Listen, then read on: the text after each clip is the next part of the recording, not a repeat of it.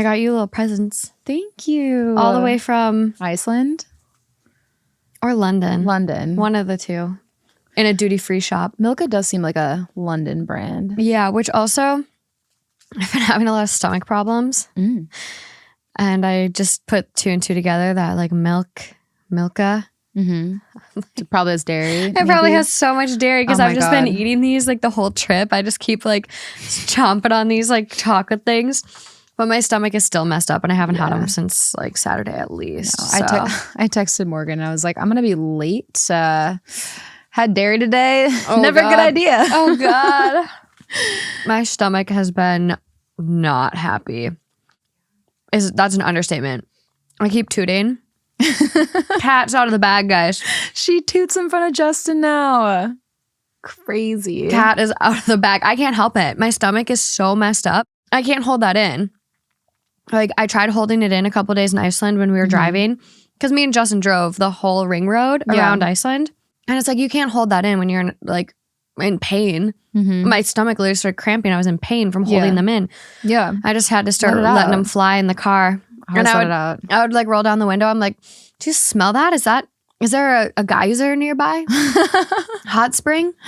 Like, it smells like sulfur. It's just so funny to me because you guys are so close and so comfortable on everything, and this one will always boggle my mind because it was like literally 2 weeks into dating my boyfriend at the time, and he like would fart so loud and so often. It was like almost like he was proud of it. And so then He probably was. And I kept being like, hey, that's rude. Don't fart in front of me. And he'd be like, Rude? What? yeah. And then I was like, well, don't fart when I'm in the middle of a sentence or something. I don't know. It just feels wrong how often you do it. And so then I would start to fart in front of him. I was like, take that. Yours are pretty powerful. What can I say? Mine are so bad lately. I need like a colon cleanse or an enema. I don't even know. The smell. I'm sorry. It's too much. It's too much. But Iceland is magical. Life is good. Lauren's dating again. Went on a date with a new Netflix rom-com star. He's cute. Actually, it's really funny because I told my friend that I went on a date and and I told him, I was like, honestly, the English accents, they get me. I was like, they just sound so eloquent all the time. God. They're so hot. And then he just sent me a post right now. That's what I was listening to. And you're like, can you turn that off so I can figure out this volume? And the post was this comedian being like, the problem with us Americans that we hear an accent and we just automatically think that it's just hot. They're smart. They know everything. And the comedian was like, they could literally be like, oh my God, my nuts are hairy and they really smell. And people would be like, oh my God, you're so intelligent. I want to watch that. I know. That sounds hilarious. Okay, well, I'm really excited that we're doing this. I need to stop eating before I keep talking. This shit is just so good. I'm really, really excited for this. This is like an emergency session we're doing right now. Like, I had a whole episode planned for this week and completely pushed it till next week because of the fact I got an update on one of the stories we read our last episode together, which was better ways to handle this ? Or like, was this handled properly, essentially? And it's 10 p.m. on Tuesday. I got to get this turned around by Thursday, which is actually Wednesday at midnight. So this is going to be a quick one for little Mogi. And I'm a little nervous about it, but I think it's worth it because this theme is about to be really, really good. Fuck yeah. Let's do it. Are you excited? I'm really excited. Okay, let's dive in. Okay.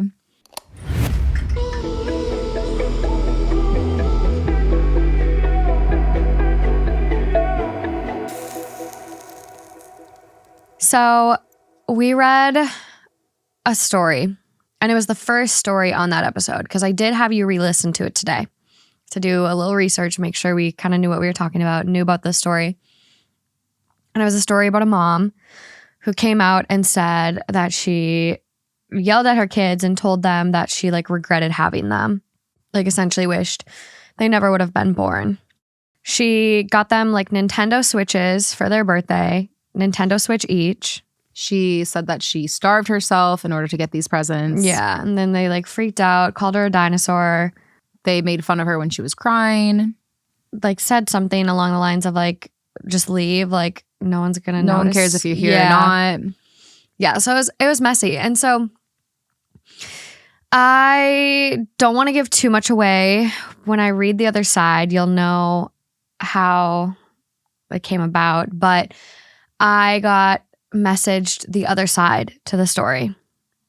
And it's not written by one of the boys or the ex-husband. It is actually written by her daughter. She has a daughter. Yeah. Failed to mention that key detail. Wow. So let's read this one. So the title of the original was I Told My Sons I Wish I Never Gave Birth to Them. And then the other side is titled I Hate My Mom and How She Convinced Thousands of People That She's the Victim. This is going to be long, but please bear with me. I, 23 female, am no longer in contact with my mom, Jane, because of years of abuse, manipulation, fear-mongering, and hatred. I was conceived through a one-night stand. Jane couldn't get in contact with the guy, and so carried and raised me as a single mother until she met someone. And God, did she let me know it. She made sure to tell me how unwanted, unlovable, and disgusting I was. Oh my God. She admitted to neglecting me as an infant and toddler and how she would essentially have screaming matches with me. When I was 5, she met William and they fell in love. They got married within a year and William adopted me after his twin sons, John and Oscar, 16 male, were born. I was 7. Their relationship moved very fast and I believed it caused a lot of turmoil. I truly believe the pregnancy was to trap William, but that's speculation and opening a whole can of worms. During the pregnancy, Jane would have tantrums about having twins, how she only wanted one, and how she would only love the first one that came out. What the fuck? This was a new side to her that William hadn't seen before, and he shut it down quickly. Well, she kept her promise and only gave attention to Oscar. John was completely neglected by her other than to feed. She had intense postpartum depression, and that's not her fault, but what is how she handled it. She refused to get help and claimed PPD/PPP is for insane and bad mothers. Oh my God. At some point when the boys were a year or so old, she was admitted in a hospital for having intense thoughts about hurting herself or others. She was diagnosed with depression, anxiety, and PPP. She spent 5 months in a hospital/mental health facility. For those 5 months she was gone, I've never felt so much love from another person in my life. Bearing in mind, I was just 8. God. All I had known was yelling and emotional abuse. When she got out, both sides of the family had a big sit down and told her their expectations. It was all doable. Go to therapy, take her meds, and they made her a list of emergency contacts who she could call if she was feeling it all a bit too much. She had a support system in place, but she didn't use it. We moved out when William got home and found me at age 11 trying to cook dinner for my brothers, except Jane had turned the gas and electric off as punishment. Jane had locked herself in the bathroom and wouldn't come out because John was upset. Remember, she hates John. She had also thrown a ton of stuff around in a fit of rage because I said she probably shouldn't take Oscar to the shop if she can't walk straight. William packed our stuff up and we left for his mother's. Jane was not happy about that. When he found out she had thrown shit around and at me, he was furious. He filed for divorce the following Monday. The court gave him full custody with mandated visitations from Jane. I remember crying myself to sleep when I found that out. We moved out to Grandma's house and into a nice flat where we seemed to really get our life together. Other than the visitation, we were good until William got a new job and we had to move across the city. This set Jane off, who up until this point had been on mostly good behavior. We moved closer to William's sister and her family. They all knew about Jane. Aunt was on the contact list, but we all tried to move forward. Things were good for a couple of years, but then I turned 16. The day after my 16th, I got a text from Jane telling me that she's moving out and that I need to pack my stuff from my old room. I went, stupidly, and began putting things into piles. Jane just stood in the doorway and eventually began bawling her eyes out. She began apologizing for everything she had done and how she feels like a failure. This is when she told me about the emotional and verbal abuse she inflicted on me as an infant/toddler, and how she blames herself for my numerous mental health issues. This was all leading up to her asking if I could ever forgive her. I said no. I said that she may feel guilty, but she's stuck in this cycle where she's abused the boys as well. She lost her fucking mind and kicked me out. It got a little physical between us, and she ended up screaming that I'm no longer her daughter and how she's disowning me. Good. When I got home, I told William everything. He was furious too, and went to her place and arrived back home hours later with our stuff. I don't know what went down, and I don't want to. We filed a police report. I had scrapes and bruises, and her mandated visits were lifted. A weight had been lifted off my shoulders. Mm-hmm. It felt like this black cloud of negativity had finally eased up. I felt so much happier. I began to focus on school and my family without dreading having to see her. We couldn't get a restraining order, but she kept her distance. She would send birthday and Christmas cards, but we never reciprocated. The boys know a little bit about what went down, but William was very frugal with what he told them. He said he didn't want to inflict unnecessary emotional damage onto them. Then, on their 16th, she shows up, which was weird because she never shows up to anything. I kept my distance and stayed in the kitchen, but I could still see and hear everything. I was shaking in fear and had to run to the bathroom at one point. She had bought them both Nintendo Switches. They both opened her presents last and both quietly thanked her. There was no insults being thrown around. No one said, "Let her go, it won't make a difference." The atmosphere was stifling. In fact, it was Jane who yelled and insulted first. She called the twins ungrateful brats, and the second she stood up to yell, William and Auntie began to push her outside. As she was being pushed, she points at the twins and yelled, "You're both fucking ungrateful, unlovable little cunts, and my biggest regret is not aborting you when I had the chance." Oh my God. Wow. The party was naturally ruined at this point, and the boys are both totally emotionally destroyed. William left at one point to go and talk to her because she had blocked William, the only one who has her number. But I don't know the specifics. It's been a few weeks since the incident, and the boys are both destroyed. Oscar has become a recluse, and John isn't eating. I'm furious. I'm sorry for making this so long. I'm just so mad, traumatized, and upset by the whole thing. Jesus Christ. Oh, Didn't see that coming, did you? So it's so fucking crazy to hear this because if anyone remembers well from this story, one of the things that I did say was that, taking, we don't know all the details, but taking this story for face value and, assuming the best, assuming this mom is just really like the victim here are my thoughts, right? But there was a part of me that kind of felt like it's almost too perfectly set up for her to be this perfect victim where I felt like there was something missing, but I didn't have information to. Yeah. So it's like I went off of that.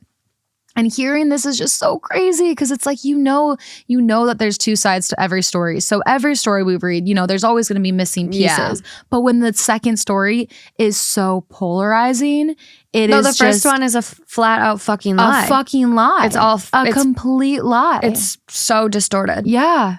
But there's those the little things that are the same, right? Like the Nintendo, the Nintendo Switches, enough for that we can realize that they are the same stories, right? Like the 16th birthday, obviously people recognized. Exactly. Otherwise, I wouldn't. Right? A listener. The reason I found this is because a listener sent it to me, and this is her post is on r/vent because she didn't even take it and respond to it, right? She didn't take the post. No, so a lot of the two-sided stories that I have, a lot of the people found the post and replied in the comments. Right. Mm-hmm. She didn't do that. Yeah, she went to a totally different subreddit, r/vent, which has I think 130 something on it, 133K. Okay, there's no one on there. There's only 300 it's someone, but compared to the big threads that are millions of people. Yeah. So the mom posted on True Off My Chest, which had, I think there's 1.7 million on that sub. Mm-hmm. So it's a small percentage. And so to be sent it and then I'll read her edit, which I think is kind of like what really caused me to like have this visceral reaction where I was like, Lauren, we need to record this now. Yeah. Like I got sent this Sunday and I texted you immediately and I go, when are you free? Yeah, like, this was an emergency recording session. Literally like 911, when can you record? She's like, when are you available? I was like, I'm available. Let's go. She's like, I'm excited. I was like, if you're excited, I'm excited. Let's go. Yeah, because I think it's not a theme we've done, and I've toyed with the idea with it before, but I didn't know if I would be able to find enough stories, and like I definitely did because here we are. But it's so important to get her side out too, because I felt really bad. So let me read her edit, and then we'll talk about probably why I felt so bad. Okay. So edit, hi everyone. I'm just popping in to clarify some things that I've been receiving in my DMs and questions in the cross posts. Yes, I do read them. 1, I do have a Reddit account, but I only use it to post Sims 4 content. Kind of lame, I know, and I am only subscribed/following subs of games I play. My second year of uni has also been kicking my ass, and so I haven't been online as much. I know her post got a lot of traction, but I didn't see it. It got deleted, so it's not going to pop up on suggested sub-posts Reddit is pushing. 2, I did hear about my mother's post from the THT podcast, hence the weird timing. I know it seems a little coincidental, but I promise this is all real. 3, I have zero ill will towards anyone who sympathized with my mother as they were going off her original post. I've gotten many people DMing me about it, and I just wanted to say that I totally understand why anyone reading the original post would think, what a shit family. It did suck to read everyone siding with her, but there is literally no reason to be mad as that's all the info they had. Yeah. Which I think that's like, again, we do like recognize, I think you more so than anyone, you do a really good job of like devil's advocating. I've said that like is it's like one of your superhero powers. Like it's a good power, good trait to have. But like, I think also sometimes we do. You've definitely screamed at me for it before. There's sometimes when you don't need to be the devil's advocate, Lauren, especially when it comes to Kim Kardashian almost killing my dad. Oh my! That was our like biggest fight. Yeah, we got in one fight over it because, yeah. She literally almost like ran him down, like ran him off the road or some shit. Yeah, and I obviously like that's. You're like, I don't know if Kim could have been. Blah, blah. I was like, no. Yeah. That's our biggest fight I think we've ever had.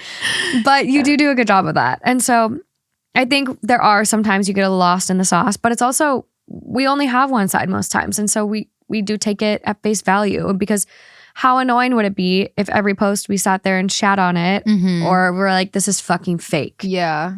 None of us would fucking be here. I'll tell you that right now. It would be a shit podcast. So I felt really, really bad. Especially the fact that she heard it on the podcast. And I'm not sure if she's a regular listener or just like someone sent it to her, whatever. Yeah. But like how traumatizing would that be?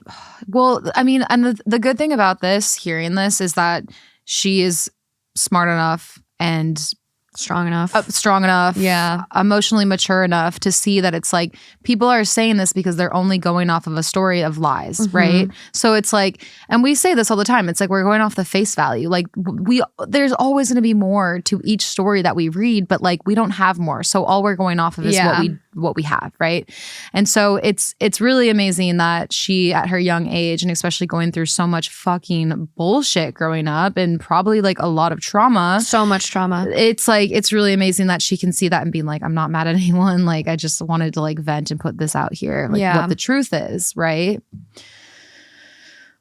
I can't even imagine. Tough, I would be so triggered, like hearing your life story. Told in a complete lie. Well, and it's like, there's enough, like kind of like what we said, there's enough of the situation that makes it so it's like, oh, it's the same. Like, I bought them Nintendo Switches. Oh, I left. Like, there's little details in there that are similar, but I can't even imagine after like being subjected to this abuse and trauma and then having her, who is not the victim in this, play the victim. I'd lose my mind. Yeah. I'd lose my mind. So oh my God, I know. I felt really bad. I reached out and I messaged her and she messaged me back. And I did ask, I was like, do you want to come on? I'm going to read your side. Like, would you want to come on and answer any questions or talk about it with us? things like that. And I did say, I was like, I totally understand if you're not comfortable because this is a scary thing to do. Yeah, I fucking shit myself every time I come up here. Yeah. And so not comfortable. However, she is gracious enough that if we have any questions, she will answer the questions. So I will post on the YouTube a pinned comment. And if you want to ask OP, like this OP questions, just reply to that, what you'd like asked. But I'm really happy that she's getting her side out because I just, it's so important to get that truth out there. And well, can I just say too, like, I feel so fucking happy that she was able to be taken in by such a loving father. oh my God. Yeah. Like the way that it sounds is that he took her in as a child just as much as his biological children. Yeah, I think so too. Which that type of stuff just makes me so happy. Like that is the part of life that I love so much. Especially because like, you know, you hear a lot of times like this whole like motherly instinct and like mothers are held to like a more higher standard like when it comes to kids. And like, so it makes me really happy when I hear like a father that like steps up like that. It's you know? amazing. Well, and like the fact that he abuse after abuse, but like so bad. I think the cutting the power off and the gas off is like you're literally starving your kids for a punishment. It's fucked up. Psychotic. But the fact that he came home and found stuff out and then was like, nope, we're done, we're leaving, and filed for divorce Monday. Yeah. Like incredible. Incredible to advocate for your kids like that. Absolutely. Yes. It sounds like she's got herself a little Jerry almost. Yeah. That's what my dad did for me. He's not my biological dad. So that's really, I love it. Makes me really happy. But yeah, I in hindsight, like I think kind of with what you said, like you had this inkling and I listened over to our response and reading the story and everything before this. And it's kind of like, it kind of hits you in the face where you're like, oh, in hindsight, like kind of like what you said, it was just too good to be true. There was too many details. And like, I don't know. It was too many like things pointing into a way of everyone wanting to like give her sympathy and to see her as the victim. And like I've heard situations like this like through other people that I know, like their friends and whatnot, where sometimes people will tell their story in a way that tailors it to validate themselves, right?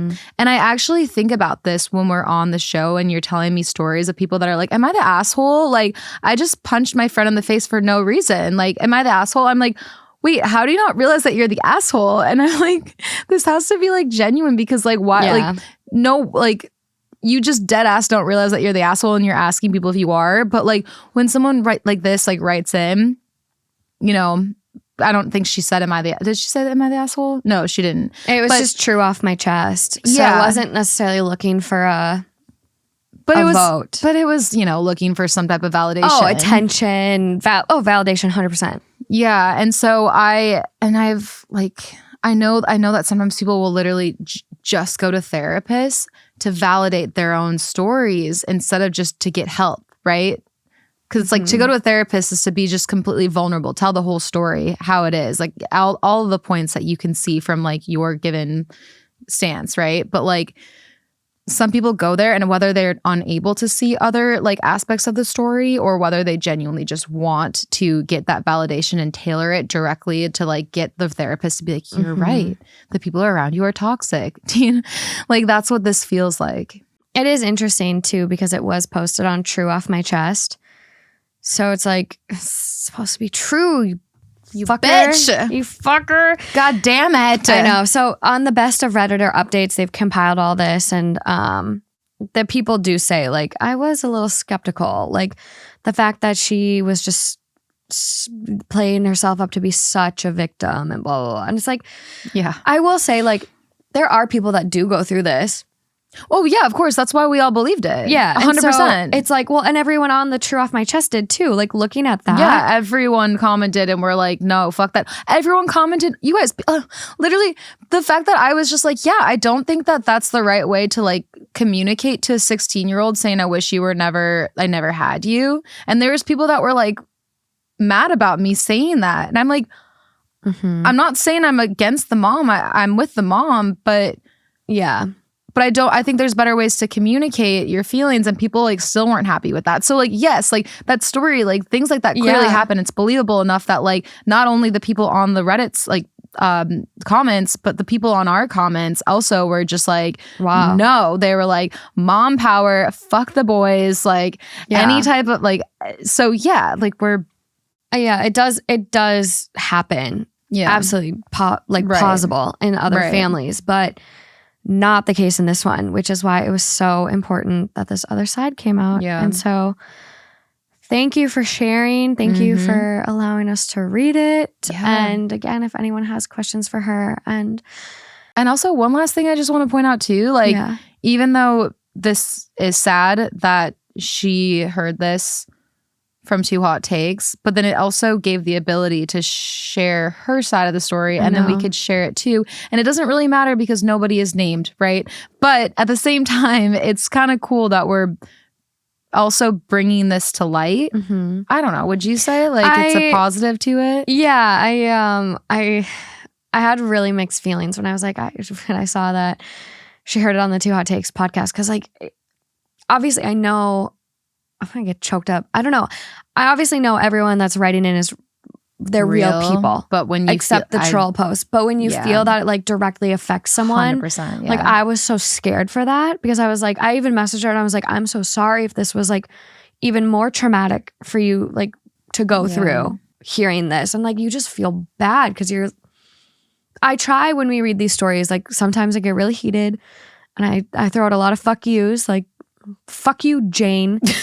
But I try to still give my answers where I'm not overly aggressive towards the writers if they piss me off, or the people sometimes. Well, I don't know. But it's easy like to dissociate, and that's why like when any like in any world, if people are commenting, the meanest comments that they'll do is when their name's not associated, right? Like, and so and it goes like back and forth. So it's just like the less that we identify people with people, like if your name's like Kitty Cat 123 with no profile picture, then it's like harder to like identify you as like having any type of human substance, you know? But yeah, no, I've actually noticed this too within when I'm speaking on the podcast, the other way around, right? Like sometimes you've read a story off that is a listener write-in, and my reaction, I'm like, okay, no, she's wrong. And then all of a sudden I'm like, oh fuck, I forgot it's a listener writing, and now I feel bad. Yeah. Because now you're like, now we know, now you're a human, you know? So I know that shit happens. Like, well, it's like a phenomenon too. I mean, it really is. You look at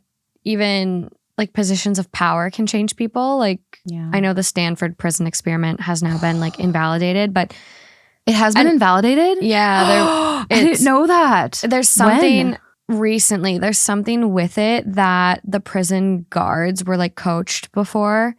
And so it wasn't necessarily like an accurate portrayal of what people would do in positions of power. Some people say it still stands. Some say the guards were coached a little before. So I haven't really dived into it. But and I'm not saying like we have positions of power, but like just but even if you're coached, a platform, so to speak, I guess.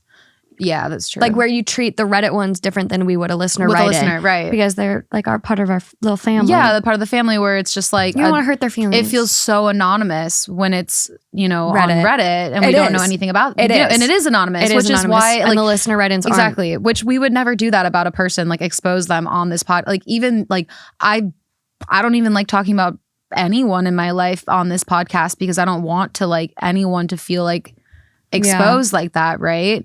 So I think that's what makes it feel like it's, you know, okay. But at the same time, when we hear that somebody is just like, I heard it from the two, it makes it feel so real. I literally started crying. Holy shit. Yeah, I don't blame you. I started crying when I read it. And so it's just, I'm happy that I feel like I can rectify it a little bit, and which was why called 911, aka Lauren, was like, we got to record. And then we made this whole theme of other two-sided stories. Yeah. So on to the next one. Okay, let's do it. Fairdy is all about clothing for life's best moments, whether it's Friday night football games, the first day of school, hanging with family in your backyard, or recording podcast ads. They make clothes that feel good and make you feel good and do good.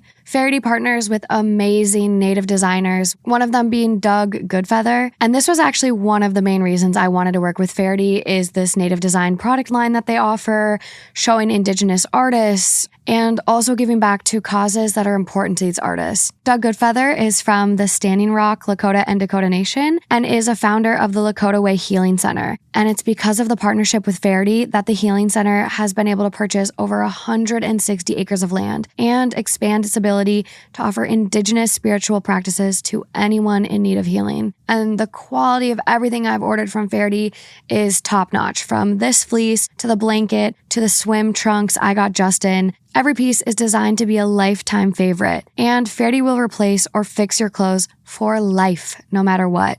So if you want to try for yourself and find a new fall favorite at Faraday, right now, Faraday is giving all Two Hot Takes listeners an amazing deal, 20% off on every order. You heard me. You get a full 20% off your order. Head to FaradayBrand.com/THT and use code THT at checkout to get this deal. That's code THT at Faraday, FAHERTY, brand.com/THT for 20% off. FaradayBrand.com/THT. This one is titled, it's been like super deleted. I believe it was titled A Rock and a Hard Place. Hi Reddit, in a committed long-term relationship with a wonderful human. Met in college, so many lovely adventures and fond memories. Significant other is great, super supportive of what I do, loves unconditionally, and would never leave anyone stranded. Stayed with me through some of my lowest lows with my career and mental health. Huge reason as to why we're getting married. Recently encountered someone on a work trip. At the time, I had no thoughts of making a mistake, and there was no situation in which that would have happened. I may have developed a crush. I left it alone and chalked it up to infatuation by proximity. Maybe just some physical urge. Maybe just the circumstance of the trip. But nonetheless, left it alone. It's been 4 months since that trip, and I find myself captivated by my coworker. Sex appeal isn't necessarily a factor here. When we talk, I feel emotionally engaged. I find myself going above and beyond to help with their projects and make active effort to talk to/hear from them. To make it worse, they're in a relationship with a mutual friend of me and my significant other. I haven't said a peep about it to significant other or coworker. I'm still trying to process it. I've never dealt with anyone like this before. Is it even possible to be in love with more than one person at a time? I'm confused, guilty, frustrated, all at the same time. I don't have any ill intent. I don't want to home wreck, and I certainly am not going to act out on impulse. What the hell should I do? What the fuck? What the fuck? What the fuck? We have an update. Okay. Month update. Coworker has said via text that they love me, and I reciprocated.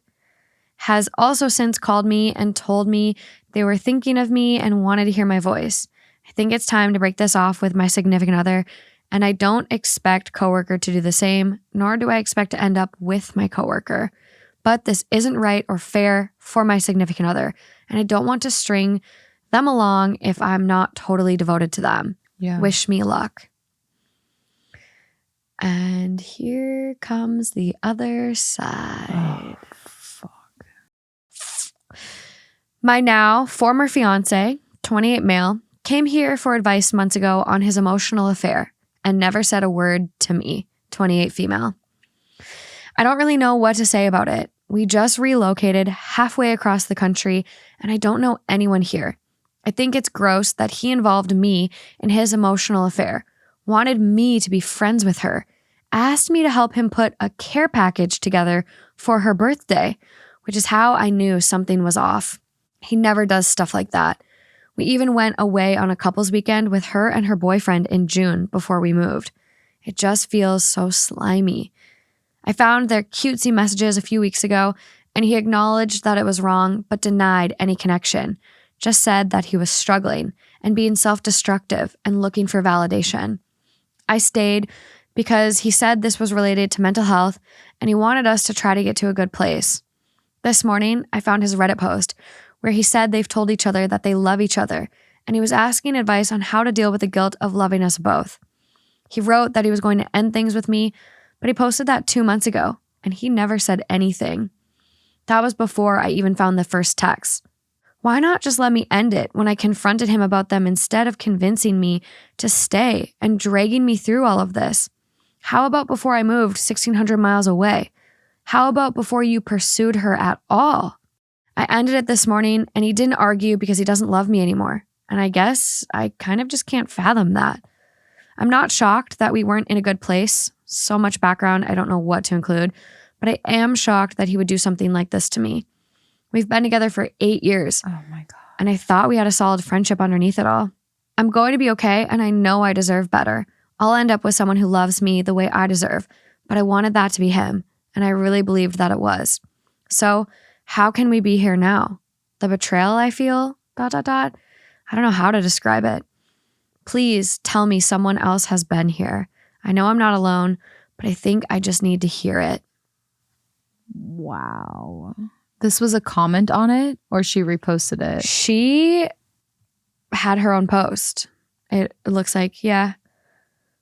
How do we know like that they're related? It does say, edit, text of his Reddit post can be found in the comments below. Update in the comments as well. So she shared his post in the comments of hers. So you know it's linked.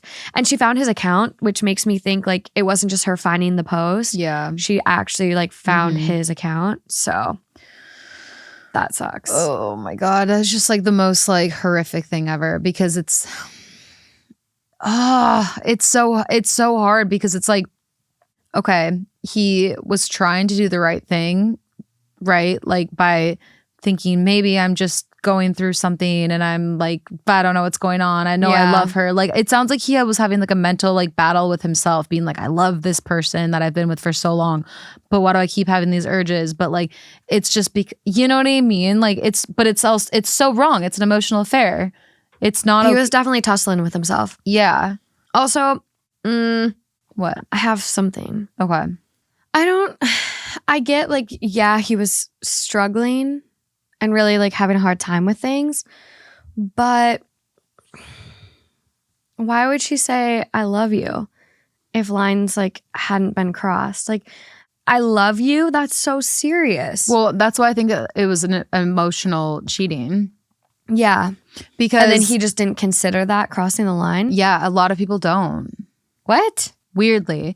But I think like because they both had a relationship, what I'm picturing it as is that he was like, I can get to know her and be really close with her and be friends with her because we're both in a relationship. So we're not like doing anything wrong. We're just being friends and we're like a couple's friends. You know what I mean? Yeah. But then it was like, it got to the point where it was like they were clearly close. There's clearly something going on. And so then that happened.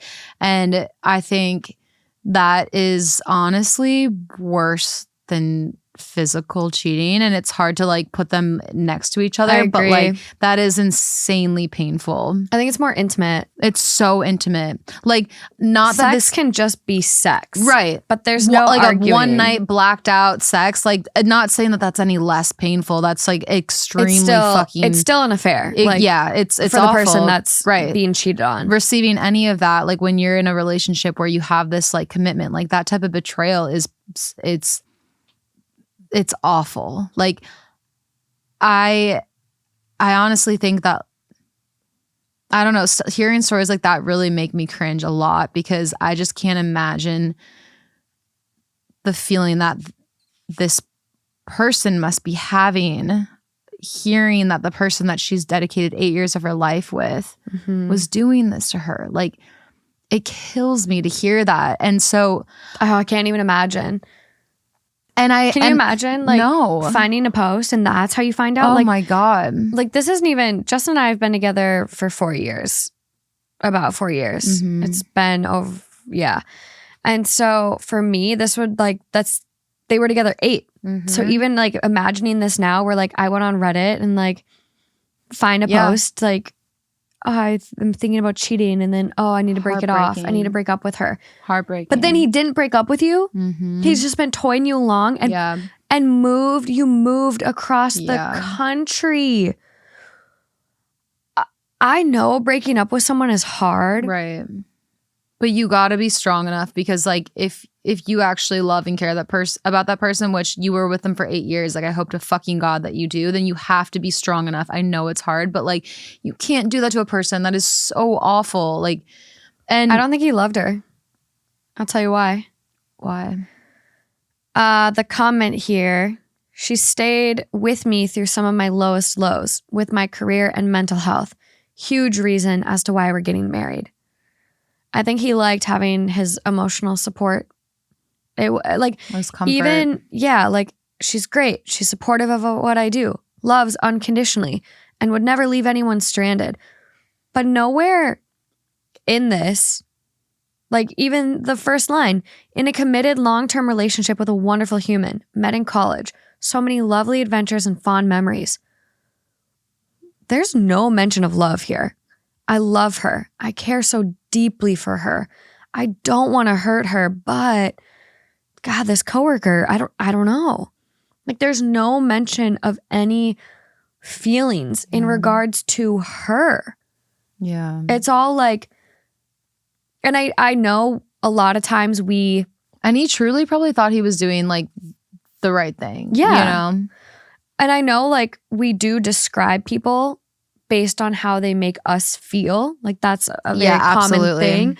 But at the same time, like no mention of love. Yeah. Like there's nothing there except like she puffs me up and I recognize she's a good person. And that's a big part of why we're getting married. I would hope that's not the reason someone wants to marry me. Where's the love? Yeah. Where's the love? A lot of comments from OP on the original. I'm reading off of Best of Redditor updates.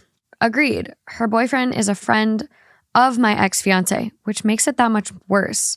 I took screenshots of the Reddit post and told him that he needs to come clean or I'll tell the guy myself. He hemmed and hawed and tried to worm his way out of it. He just deleted the text conversation with her instead, which just shows he's not remorseful. He just doesn't want consequences. If he doesn't do it tonight, when he gets home from work, I will. I suspect he contacted her to delete her stuff as well, but I think the Reddit post is damning enough. Edit 2. For those who want to see his original post, I did include the link earlier, but then people were going there and commenting, which like, girl, I hear you. And I'm just not trying to make this even more difficult, so I pulled it. Update. He did message the friend and come clean. I did feel he played it down a little bit. My significant other felt this and my significant other felt I should message you, etc., etc. As if this was because I reacted poorly rather than them having this flirtation or whatever.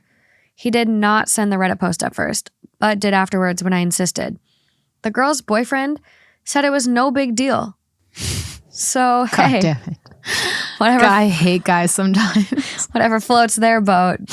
I fucking hate how casual some men can act, capital, underline act, Italicized. no big deal. Strike through. I don't care. No, honestly, there are some, like, I know some guys where, like, I mean, and girls too, but like specifically, I've met a couple of guys that are calling, I don't know what anxiety is. Just golden retrievers. Yeah. We had a big blow up, said some mean things, and he went outside to call his family and cool off. When he came back, he sat down and apologized, and I actually believed it was sincere. We both made the same face at the same time. I need to watch that back on the camera. Because I just like dozed off and did that, and then I looked up at you and you're doing the same thing as me. I don't believe that at all. Yeah, what? I don't know how she's... Also, who goes outside and calls their family in the middle of a big fight with their significant other? Go for a walk, maybe read the news.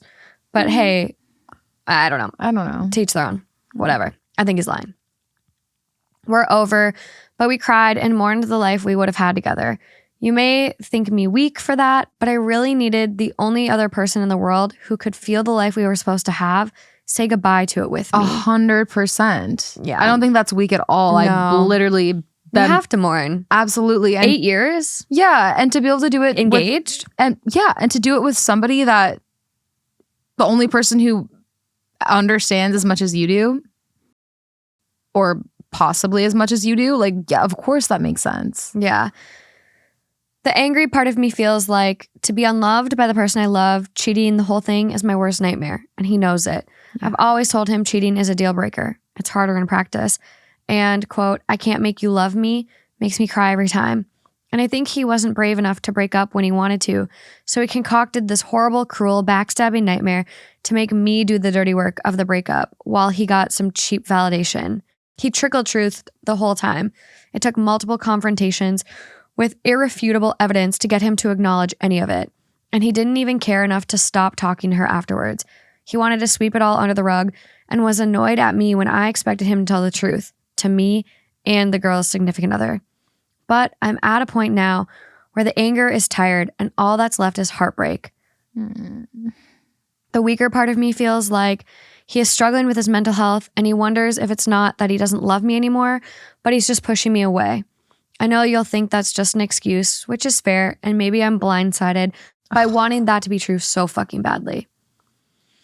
He is going to be seeking help, and I can't stop myself from thinking, oh, well, what if he gets better and turns out this was temporary insanity and he'll treat me like he used to before all this? In 8 years, he's never done anything even close to this. He doesn't even look at other women. Didn't is a better word, I guess. But I feel like this has just smashed me. So even if there was a miraculous resurrection of an earlier time, I don't know if I could ever trust who he's messaging or what he's deleting. Yeah. I think we'll still be living together for a while, but I'm just going to do my best to live my own life. I do hope he gets better, and I want him to have a good life.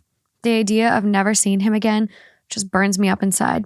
The idea feels unnatural. Maybe it'll feel less unnatural tomorrow or the next day. If you're still here, thank you for reading my ramblings. I don't feel as strong as I did earlier, but your comments and DMs have bolstered me.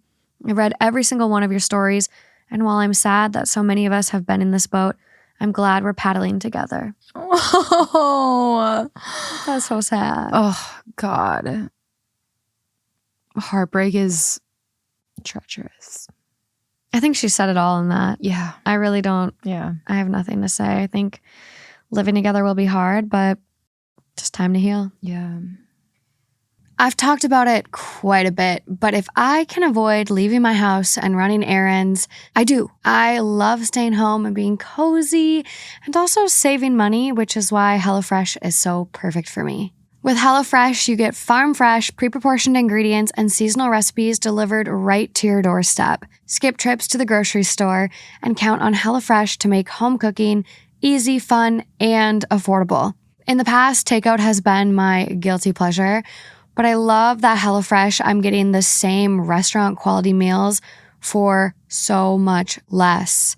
And if you're a fall girly like me, you can have your pumpkin spice and eat it too with a rotating selection of fall-inspired items from HelloFresh Market. From brunch kits to a fall dessert board. Oh, you'll find everything you need for all your favorite autumn occasions like tailgating, Oktoberfest, and more.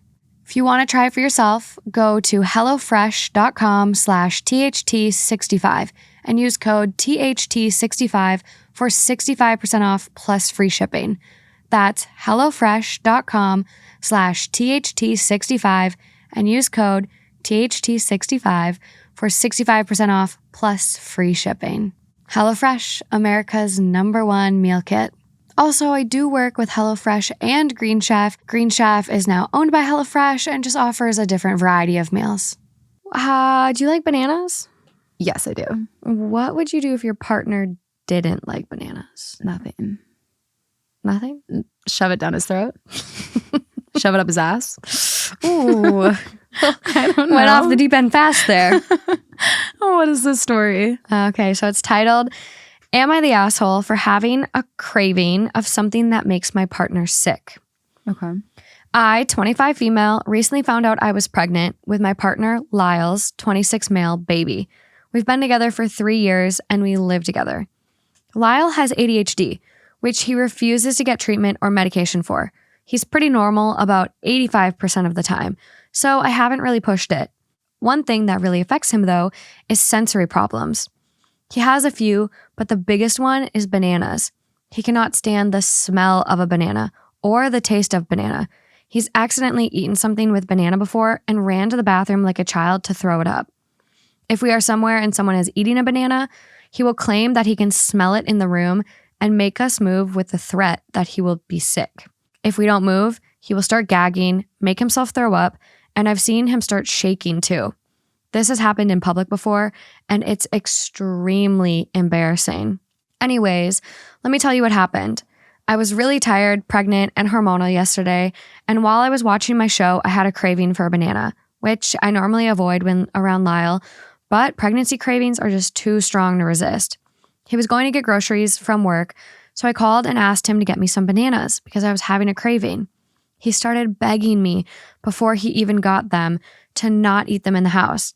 And I just got fed up and told him no, that I was carrying around his child and the least he could do about it, since he's not the one having to nurture the damn thing in his stomach, was to get me a banana. I'd read online that this was probably the baby's way of telling me it's deficient in potassium, and that's all I could really stand to eat at this point was the damn banana, and I don't want to deprive it of what it needs. He argued back and forth, asking me to eat it outside at least, and out of frustration, I just started crying, which made me feel embarrassed. He finally gave in to calm me down and brought it home. I'll admit, I was still really mad and upset from our argument on the phone when he came home, and I, in that moment, couldn't face getting up and going to the kitchen. When he came into the living room and sat on the couch, I asked him to peel it, cut it, and bring it to me. Hit him where it hurts. Jeez. I really didn't think that this was a big deal, but he blew up. Yes, you did. Yes, you did. What do you mean? You just said that he shivered and ran to the bathroom to throw up. You didn't think it's a big deal? Okay. Sorry. I have a lot to say on this one, actually. I told him that plenty of people have foods they don't like, and he either needs to grow up or seek help for his illness because he's acting like a child, and his problem with bananas is completely abnormal. We argued a bit, and he finally got up, yelled that he was tired of my bullshit, and left the house. He hasn't been back yet. I get his issues are a sensitive topic for him, and when I was talking to my friend about it, she said she had an autistic sister, and what I did was a bit messed up. So Reddit, am I the asshole? I'm going to go with yes. Okay. But here's the thing. Like, I understand it's a really irrational fear and issue that he has with bananas. Like, there's not liking texture and like being like really like cringe to, sensory anything. I totally understand that. Whatever's going on with him is sorry, did you hear that? Yeah. Whatever's going on with him is clearly like above and beyond that, which is why I think it's fucked up, because it's like, okay, if it was just like, he's like, oh, I really just don't like the texture of it. And she's like, please, like, I'm so exhausted. Like, please just give me the fucking banana. But it's how far is the walk from the couch to the kitchen, bitch? Yeah. And I haven't been pregnant. I don't know how crazy like the hormones are. I really don't. So it's like, I try to be sensitive there. But like, when you know that somebody has such this like fear, no matter how irrational it is, that's not how you handle it. And she said, seek, like, either grow up or seek help. And it's just, that is so not like a, what is the word? Like, supportive way. And and to like help be a partner too. To like help somebody get help. Like, whatever he's going through, like, that's some serious shit. And yeah, it sounds funny. It's a banana, like, but it's serious in his brain. So yes, that was rude as fuck. It's so weird. There's so many little comments that I didn't even pick up the first time I read it, but the one where she's like, he's pretty normal about 85% of the time. I have ADHD, ADD. Dude, like, that's what? a lot. I'm pretty normal like 50% of the time. What? That's high for me. I'd say 30. Yeah. My ADD is out of control lately. I literally was like in the middle of my NFL draft the other day. And well, not the other day. It was a couple weeks ago now because we're into the season. But I'm sitting here in the office, actively participating, have to pee. Mm-hmm. Get up, go pee. Mm-hmm. After I'm done peeing, I literally go ask my dad. I was like, do you want to go to Trader Joe's? Mm-hmm. Totally forgot about my draft. Mm-hmm. How? Yeah. How? My brain is just so... I know. I get it. I will write half an email and then I'm like, oh, I want to do something else. I pull something else up and then I get halfway and there's something else I need to do. Like, then forget about task in 1 and 2. Yeah. And I think Story that of my life. like, well, and a lot of like with like any type of like mental health issue, which I didn't really understand this until recently, but it's all on a scale. So like, there's the sufferers and the non-sufferers. So a lot of people can probably relate to a lot of ADD symptoms, right? Especially in our day and age, because we're so like with all of the fast screen time that we have and like growing up with that, it's like our brain, it's wired different now. Yeah, our span, what brain span? Attention span.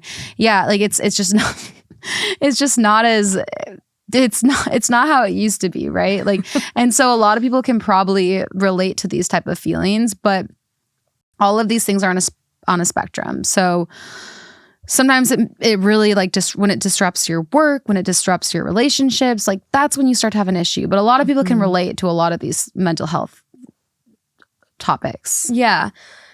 I just don't get it. I really, really don't get this one. I think the fact, like, kind of what you said, like, oh, hit him where it hurts. He literally went to the store out of his comfort zone.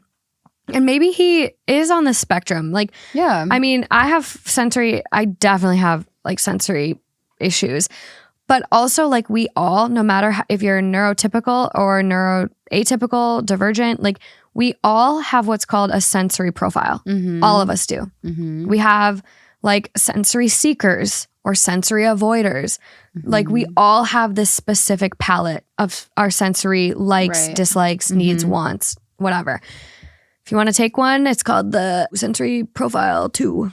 It's really interesting. I don't know if you can take it actually if you're not an OT, but it's cool. And so, like, why force something on him when it doesn't affect him? Right. Like you said, where I was actually trying to go with this, like, hit him where it hurts. Like, he brought you home the bananas, and now you're gonna go push it one step further and say, "Hey, can you open this? Can you peel it? Can you cut it?" Who fucking cuts their bananas? Just bite it like a normal person. But then you could say, Morgan, well, some people don't like food touching their teeth. Apples and bananas, they get grossed out when it touches their teeth, so they have to cut it. That's how they normally eat it. So their normal is just different than your normal. Yeah. But why did you have to push him so far? Yeah, cut it your fucking self. Get like, up. she was just being a bitch on purpose. Like, and you guys all know how much I appreciate pregnancy, and it should be an Olympic sport. Pregnant people should get medals automatically. If you are pregnant or have been pregnant and whatever, fucking you get a medal. Yeah. Because it's fucking hard. But at the same time, get up, walk your 5 little feet to the kitchen, and cut your banana. Not even that. Why can't you just like let him bring it to you, bring a knife, and then cut your own banana? Yeah. Like, there's a lot of options that we could like have him not be interactive with something that literally makes him cringe so much. And again, there's probably something else going on, because there's sensory issues, and there's sensory, like you said, we all have these palettes, but then it's like the fact that he was like throwing up and shaking and trembling. It's just like, there's something. It's honestly really normal. Really? Yeah. So like when I was doing shadow hours for OT, I never had a pediatric rotation because I automatically knew I didn't want to go into pediatrics. But when I was doing all my shadow hours, which was, I think I needed 100, I did all of mine in pediatric clinics. So I worked with OTs that did feeding therapies with kiddos that had sensory aversions to food. And there's a lot of kiddos that have like literally only 3 foods that they eat. I think one of the kids I had was like that. I think he had like 3 or 7. I'm forgetting the number now. It's been almost 10 years. But he only ate like Eggo waffles. And like that was it. Literally only Eggos. Lunch, dinner, breakfast, Eggo waffles. And so that just like wasn't functional for him in his life.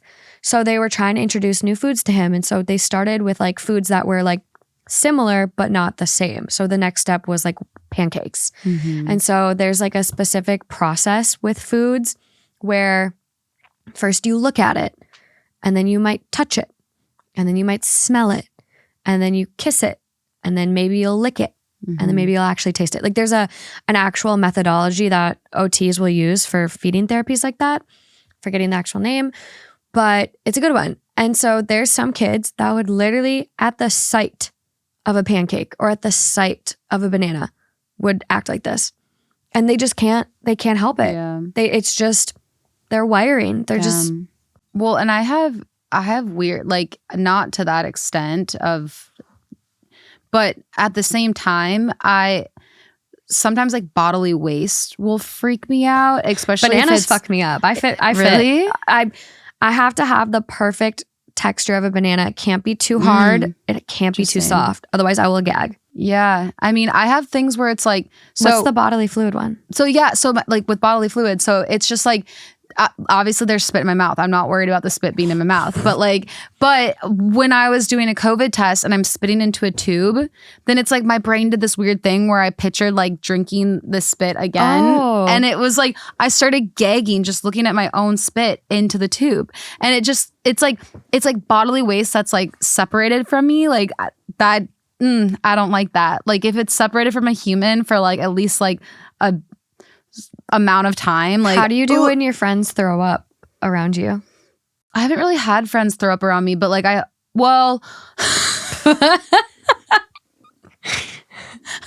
had a friend throw up when she was driving and in her car and then I was like I started laughing and then I started Were gagging. you in the car? I was in the car. And then the smell like kicked in and then I started gagging and I literally was like almost about to throw up. I sympathy puke. But it was like, oh my God. And it was so funny because I had to hang my head out the window because I was like, the smell. The whole like, it was so comical what was going on. But at the same time, like I was like, I couldn't stop gagging. I was like, ugh. And which almost encourages her to throw up more. Yeah. And then afterwards, but it was funny because afterwards I was like, I'm not gonna lie, I almost threw up. And she's like, literally, fuck you for not throwing up. She's like, then I won't feel so stupid. She's like, you should have thrown up. Oh, God. To puke and still So be you able could to throw up drive. Yeah, it was impressive, honestly. Damn. But yeah, I don't know. It's just, I'm not really that good with that type of stuff. But no, it's amazing I was able to survive in healthcare as long as I could. I had a stroke patient once, and a lot of times after a stroke, you'll have a difficult time managing secretions. Spit in your mouth, like your tongue might not work, half of it might not work. So you have a hard time swallowing your own spit. And so a lot of times there's drooling or just like an abundance of saliva in the mouth. Oh, the hockaloogie thing. Like I could never watch that. I like gagged every time I'd watch that. You know how they pull loogie? it up. They go to the ground and then they suck it back up. Every time No. So I literally was like trying to help him manage his secretions. And in the hospital, you have like the same thing they have at the dentist, essentially like suctions. Yeah. But there's a switch to turn it on and off.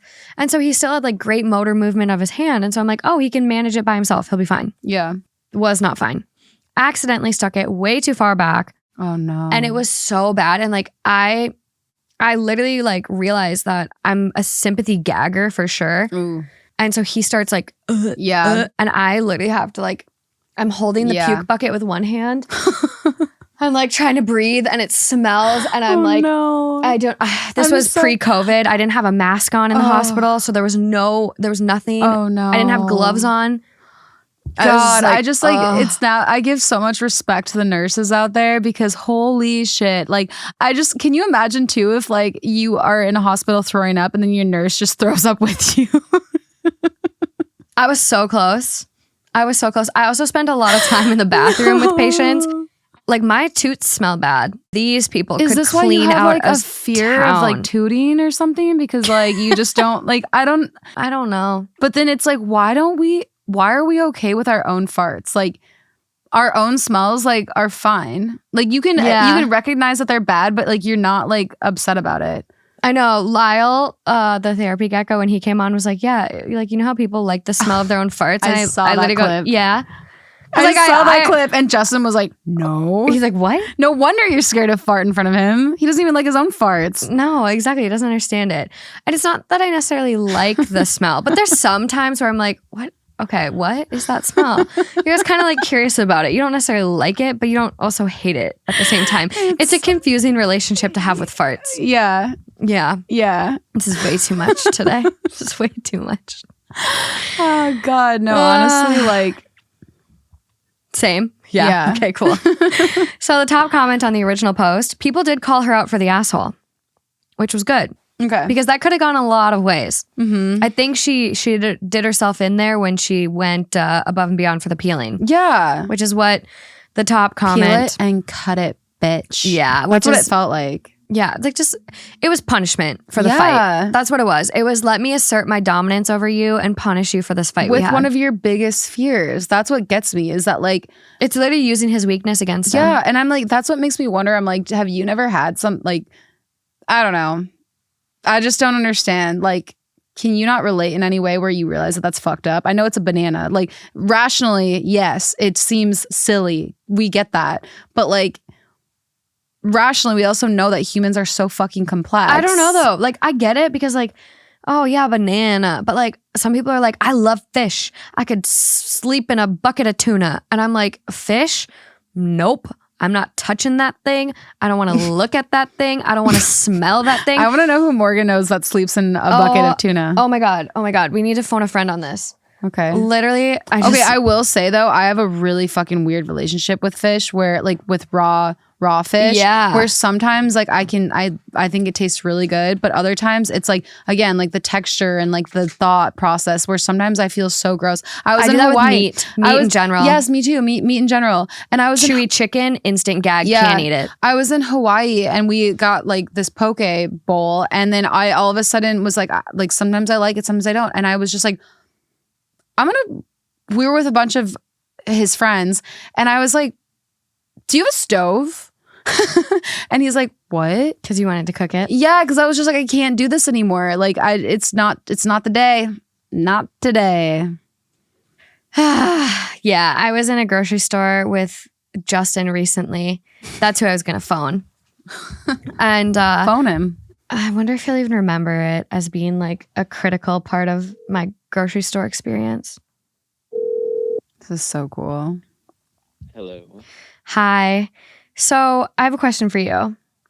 Yes. Remember when we went grocery shopping recently and the grocery store had a certain smell? Yeah, a little bit. Do you remember what the smell was? A fish smell? Yeah. Yeah, it might have smelled like fish. Okay. Do you remember that? Kind of. Do you remember what I did when it smelled really, really bad like fish? Yeah. What'd I do? Gag. I literally, and then what did I have to do? What do you mean? Well, What did I do? I walked away? I don't know. See, it wasn't as like traumatizing for him. Right. But I literally I gagged. I could not control myself. It was so bad. So I'm Yeah, it's gagging. almost like you're acting or like overreacting. Yeah. Oh, yeah. He literally thought it was like Mhm. I was being dramatic about it. He's like, he literally was like, oh, okay, come on. And I'm like, Yeah. no, this is uncontrollable. Yeah. It fucking reeks. Yeah. It's disgusting. And so I literally had to like walk away to the other end of the grocery store. And the whole Yeah, you're very sensitive. Mhm. Okay, thank you. Something that I've openly talked about before is hair loss. And hair loss is one of those things that might seem small, but in the bigger picture, it can really, really affect us. And a lot of people don't talk about it despite millions of us experiencing it every year. And it's more than common. It's actually pretty normal. That's where Nutrafol can come in. It is the #1 dermatologist recommended hair growth supplement, and it's clinically proven to improve your hair growth, thickness, and visible scalp coverage. Nutrafol supports healthy hair growth by targeting 5 root causes of thinning, which stress, hormones, environment, nutrition, and metabolism. Nutrafol also has 3 unique formulas to support women through all stages of life, including postpartum and menopause, and they have solutions for men as well. And each formula is physician formulated using natural, drug-free, medical-grade ingredients. In one clinical study, 86% of women reported hair growth after 6 months. Healthier hair growth does take some time, but if you want to get started today, you can grow thicker, healthier hair and support our show by going to Nutrafol.com and entering the promo code THT to save $15 off your first month's subscription. This is their best offer anywhere, and it is only available to U.S. customers for a limited time, plus free shipping on every order. Get $15 off at Nutrafol.com, spelled Nutrafol.com, promo code THT. So let's get to Banana Boy's response.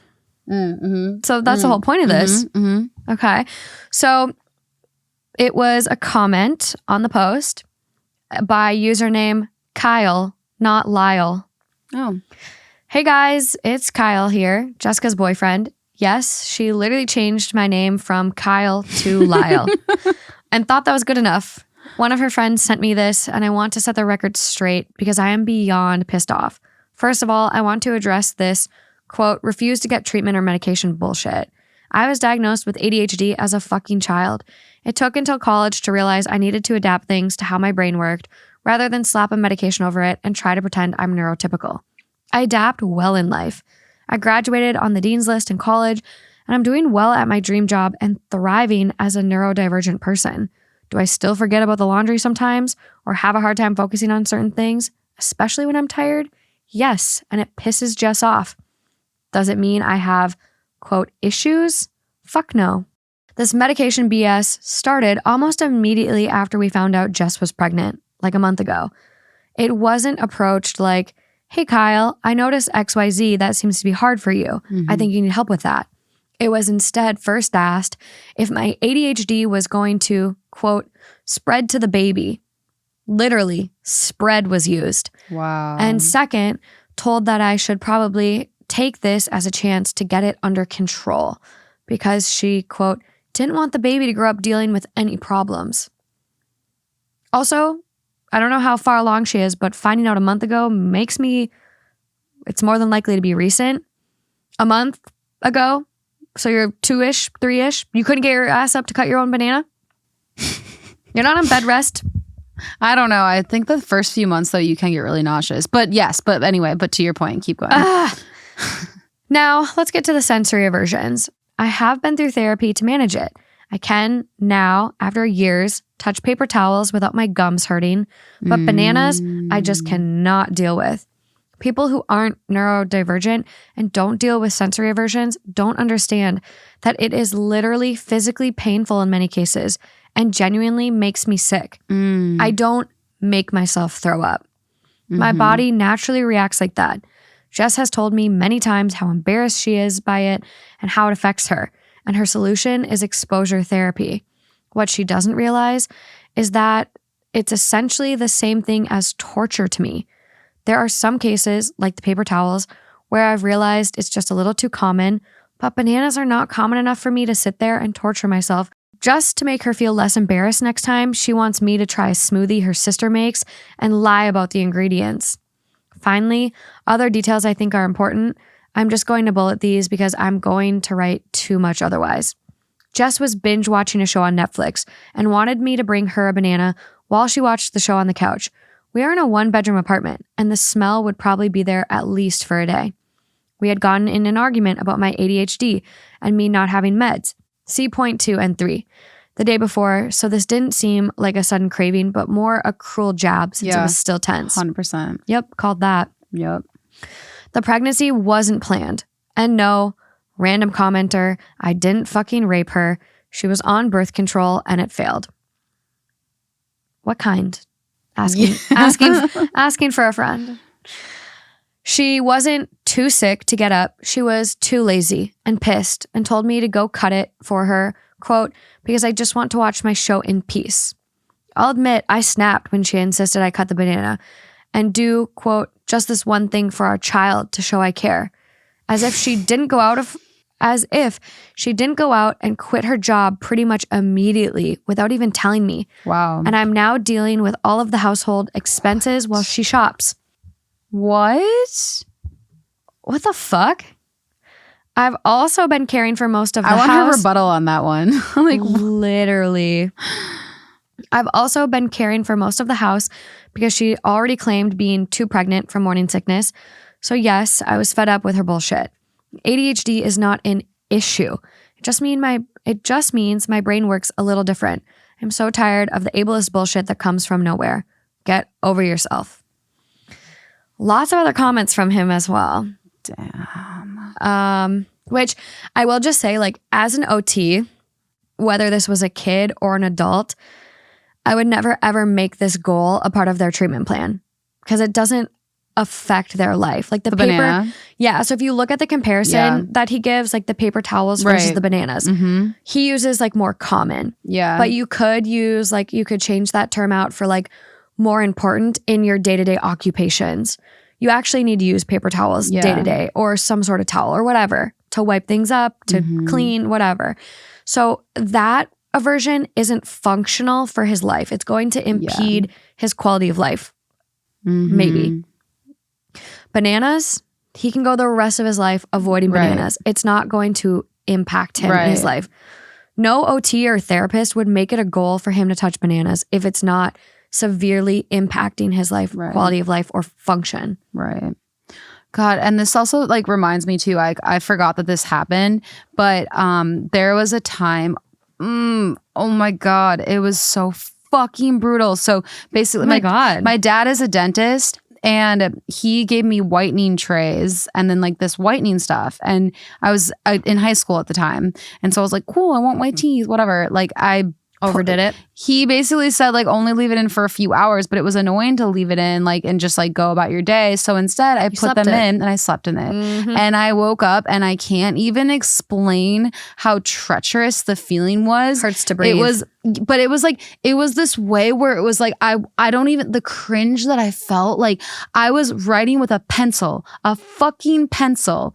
And the sound of the pencil on the paper was like nails on a chalkboard. I was in school and I was like falling over. Like it was just the most horrendous thing. And then there was a guy that once told me, like before that biting into a towel with dry teeth was one of the most like cringe-worthy, awful visions that he's ever had in his entire mind. And I imagined it while my teeth were that sensitive. And I literally was just like, shaking. It was so, my God. I'll never forget like how fucked up that day / 2 days were, because I was just like, any thought or sound was nails on a chalkboard like times 100. It was so bad. That's how he feels about bananas. Exactly. And that's exactly why I'm relating now to that because it's just like, but she's being such a fucking brat. Well, and so there is another comment from him that goes, literally everything was fine and Jess wasn't like this until she got pregnant and suddenly did a 180 on the personality. It's been a month and it's just gone downhill. She wanted to keep the child, and what can I fucking do about that? Regardless, I think I'll be leaving. Which, the fact that she quit her job the minute she found out she was pregnant. That's super weird. This feels like a baby trap to me. Literally. This feels like a baby trap. Honestly, because it's like the fact that her birth control failed, that does happen. It does happen. Right? But then the fact that you quit your job immediately. 2 + 2 = 4. It's 1 + 1 = 2. Yeah, we don't know math, but we know a little bit. The basics. And the basics is saying baby trap, bitch. Did you think this when you read this originally? I didn't read his response. Oh. So okay. I just read the original post to make sure like at least that was good. And then because what I did is I actually posted on the 2 Hot Takes subreddit and I asked for help. Oh, yes, I saw that. And so this one was a comment on there. And so after reading the original and like knowing that it was at least good, I didn't go any further. Okay. Cool. Nice. So you kind of have these like blind reactions too? Yeah, sometimes? on this one. Cool. I try to like conserve reading as much as it fucking pains me. There's one more comment on this best of Redditor updates. Oh, don't worry. I have this whole thing saved already because I'm sure I'll need it in the future. And I'm about 95% sure I'm done with the relationship. As you should be. I mean, I kind of think, yes, I do. That's that was my thought. And I support his decision. But then I'm also wondering if some weird shit is going on with her right now. Because hormones? Because if he said she was never like that before. That also was what like gave me the baby trap idea. Right. Like lock him in and then change your whole personality. But 3 years is a long time to not uncover some shit. So maybe like go to therapy first together and see. I don't know. I don't know if it's worth it though, because for someone that's willing to like, can you imagine if you had a boyfriend that was like, Lauren, your ADHD isn't real. Your anxiety isn't real. You just need to get medication and you'll be fine. Like just discrediting who you are. Actually, like that actually really pissed me off because like as someone who has ADD, it's like no, don't just slap Adderall. Like Adderall is just like a questionable drug, right? Mhm. Like, and so It's literally an amphetamine. yeah, and I'm not against Adderall, but like I Definitely helps. Yeah, it definitely helps.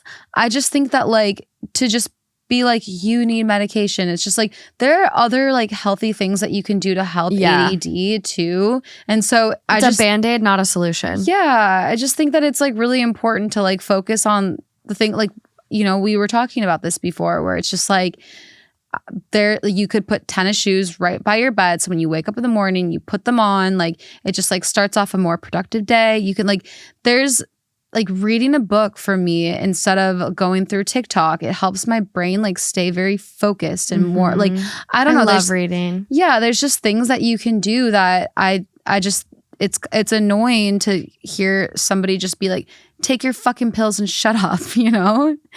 It's like It just discredits like who you are too. And it's, I don't know. and I'm all for medication, but don't just slap that on.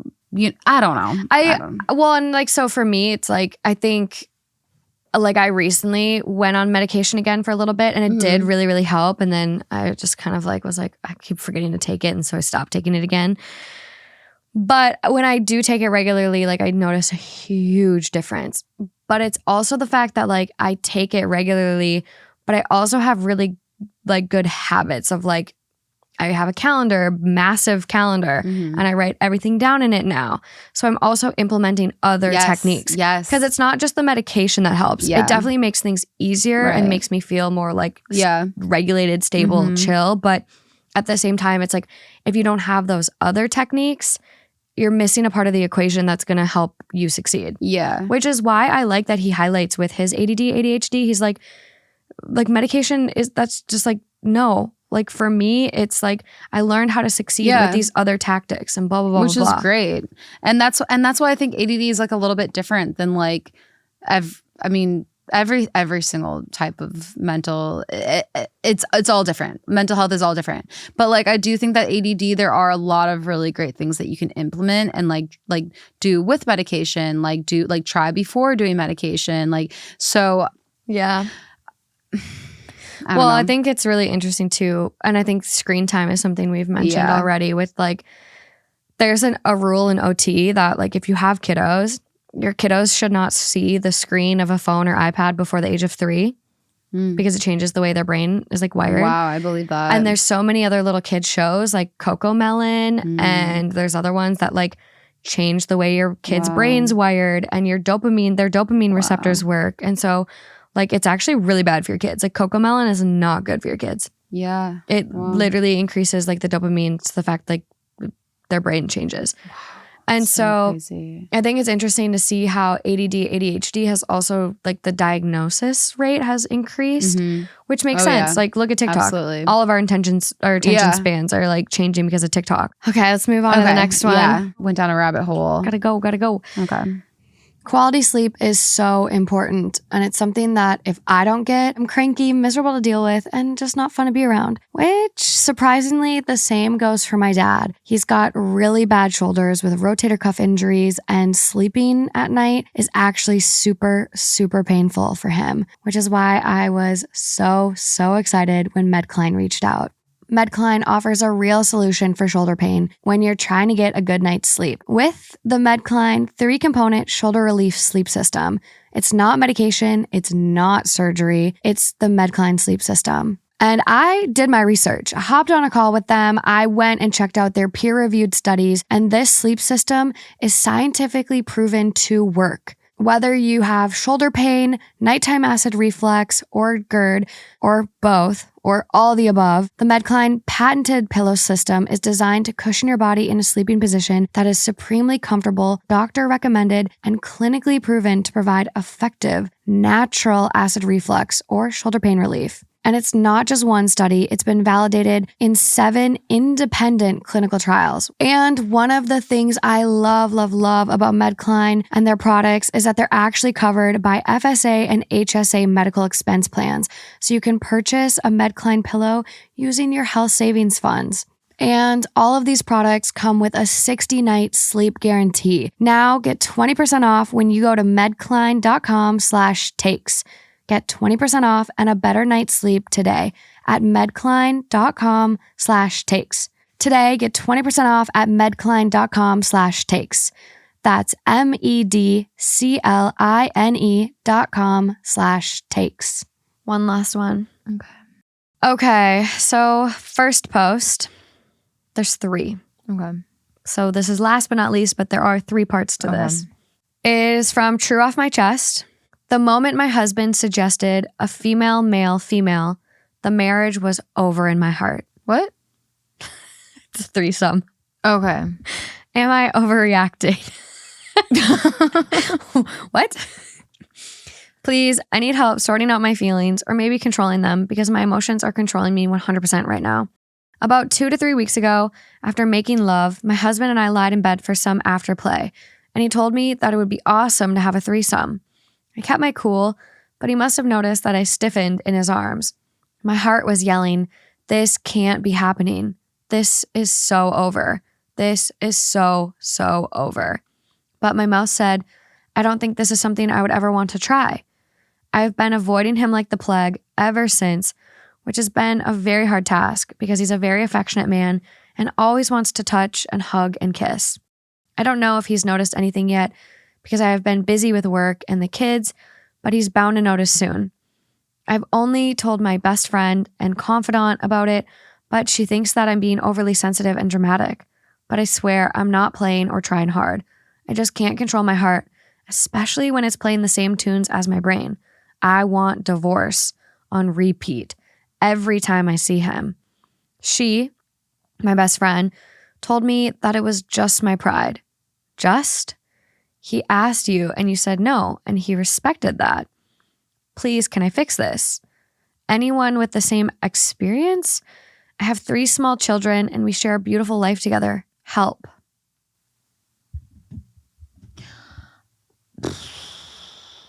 To me, that's a jump. A jump? Like to go from, what about a threesome sometime, to divorce? Yeah. That seems drastic to me. I definitely... I'm going to preface this. I have not read this one at all. Oh, okay, cool. Have not read this one at all. Okay, None of the parts. No, I mean, it's weird because like hearing that from an outside perspective, I also feel like that. I feel like that's a big jump. Like what? Like he just threw it out there and then immediate divorce, and you know what I mean, right? But then if I put myself in that situation, I don't know how offended I would be. Like if I would just be like, if I would think, you've known me for so long, we have children together, this has never been something we've ever talked about. Yeah. And like, you know that I want an exclusive relationship. We made these vows to each other before we got married. Like, why are you throwing this on me now? Are you bored of me? Like, and like the fact that you're thinking about other women and you just want to incorporate them in our relationship, in our life with our children, like that fucks me up. Like send you down the rabbit hole. Yeah, send me down the rabbit hole. So it's like, yeah, that like someone like throwing that out there, like threesome, you know, I mean, it's not like the first time that anyone's ever said that. It's not crazy. It doesn't mean they don't love you anymore. It doesn't mean, you know, XYZ. But like when you're in that situation where it's just like, dude, I literally like thought you knew me. I thought we made commitments to each other. I thought we were on the same page, and now you're throwing it out there. Like, I could see how she's kind of in a weird place. I don't think that they should get divorced. Like, I think she needs to dig into that and have like a further conversation. Yeah. But like, I can like see where she's panicking. I just don't understand where it's like you have this great marriage that you say you do. You have this great life together. You have 3 kids, a home, and like by the sounds of it, a good marriage. I don't understand why you just can't say to him then like, no, that's not something I ever would be interested in. But you also have like talked about before that like you would potentially consider a threesome, right? But I never, ever, ever would have before Justin. It's only this relationship that I've like been very open to it. And I'm not implying that like anyone that doesn't want a threesome is like insecure in their relationship. That's not at all what I'm saying. Yeah. Because everyone has their own relationships. But I will say like, I think it's the fact that I am so comfortable with him and I know he loves me so much that I'm even like willing to consider it. And like, My thought is that like when you hear this story and you're picturing it in your situation, like if you and Justin were to be married and he were to say that, it feels way more like nonchalant because you guys, it's not that big of a deal for like your relationship. But like if you were a person who was so stronghold on like never wanting that in a relationship, and all of a sudden you've like committed your entire life to them, kids and marriage, and then they bring it up, it might feel like they just pulled the rug from underneath you, because it's like, okay, that's a desire that you've always wanted and it's not at all what I want. So is that going to be in the back of your mind? And I denied you your desires in your life, right? I think you definitely could. It could create a lot of insecurities, but I also think it's all context. Like, has he asked for a threesome in the past, and you've already said you're not interested, and so he's bringing it up again? Yeah, because that's a little worrisome. Maybe is he already cheating and wants to bring in his affair partner in for your threesome? Like, that's a rabbit hole you could go down. But if it's truly something like he's never brought up, and you have this great life together, and maybe it's a new fun way to spice up your sex life, I kind of look at it as like just talking openly about your sexual preferences even. Like, hey, like, would you consider pegging? Like, would you consider calling me mommy sometime? Like, not like, I keep seeing a lot of mommy fetish Reddit stories. So that's not relevant in my life at all. FYI. I know I've overshared on this podcast today, but there's a lot of mommy fetish out there. So I think it's just like a conversation. It didn't have to be like that, but we got 2 more updates. Okay. Like one update and then his side. Okay. So hi again. I have a little update here. I've talked to my husband now. Only a little bit after him asking me why I'm so absorbed in my phone. I told him that I was thinking about his request and how it affected me. He said he's noticed me being distant and sad, but that he didn't know how to approach me.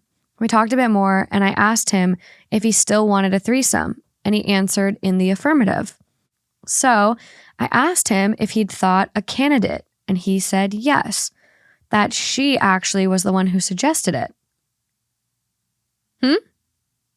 Yeah, I absolutely not. He showed me her Instagram. It was all I could do not to freak out and to keep my head cool. I have all the information now, and the ball is in my court now, I guess. I commented earlier that I was already having flashbacks with him and a faceless woman, and these flashbacks are haunting me. Now the woman has a face. Oh, no. I hate it. I need to talk more to him. We just talked for a few minutes, but I just couldn't talk more tonight. All my being is screaming, give me a divorce. So I'm waiting until I'm less irrational. If anything else happens, I will update. I appreciate you for wanting to know how this is going. I really thought he broke me with his request until I asked for more details and he provided. I'm off to bed now. I hate these feelings for them. Top comment on this one. My question is, why is another woman comfortable enough to ask your husband for a threesome? Oh, such a good question. Yes. What I'm wondering. Yeah. Who the fuck is she? What kind of conversations do they have? It's probably a man catfishing. Where are the boundaries in your relationship with people of the opposite sex? If it was me, I would not at all be comfortable or happy about this, and I would express that to my husband. If that's how you reacted after he said, imagine how you'll feel going through with it. Is this a random Instagram girl, or is this like someone he's like friends with? We're for sure going to find out. Oh, okay. For sure. Okay. Because I'm like, if it's a random person online, I'd be like, catfish. Tell me now. I need to know. What? Do you sneak peek? I read the title. Oh, so this was posted 6 days ago. Okay. I will say the husband's side is posted 2 days ago. Super fucking recent. Super recent. Okay. I am so impressed with those that shared this on the Two Hot Takes subreddit. So thank you.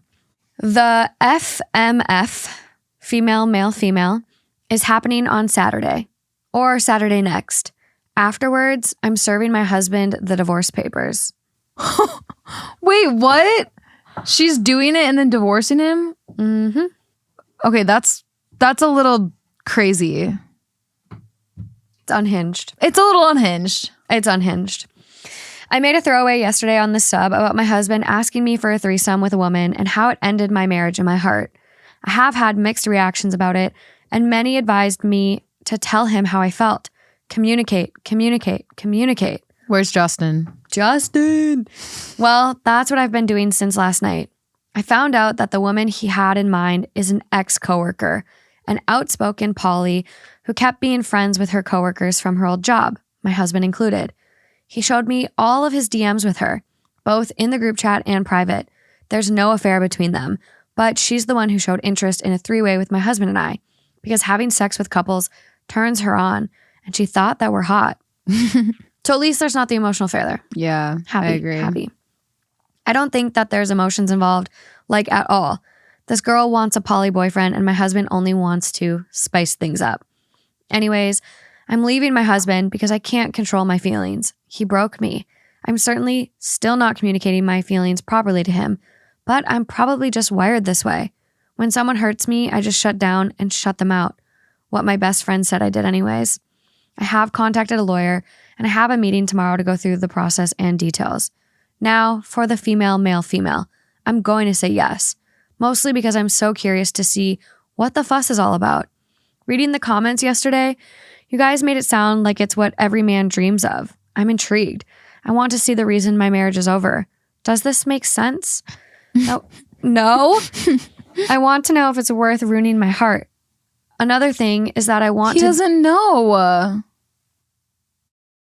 Another thing is that I want to do something nice for him before leaving, since he's so excited. What? My way of saying goodbye. I told him I'm game. Goodbye gift. I told him I'm game and that I wanted it to be over with this weekend. He got excited and tried to kiss me. Forget fucking it. She should have said fucking forget it. He didn't notice I avoided his touch. We spoke to the girl. She thought Saturday is too soon. If we're both first timers, maybe we needed to meet her first, etc. She's a pro. I give her that. So we're meeting for drinks on Saturday. Let's not label it, she said. Let's just meet and see how it goes from there. As I said, pro.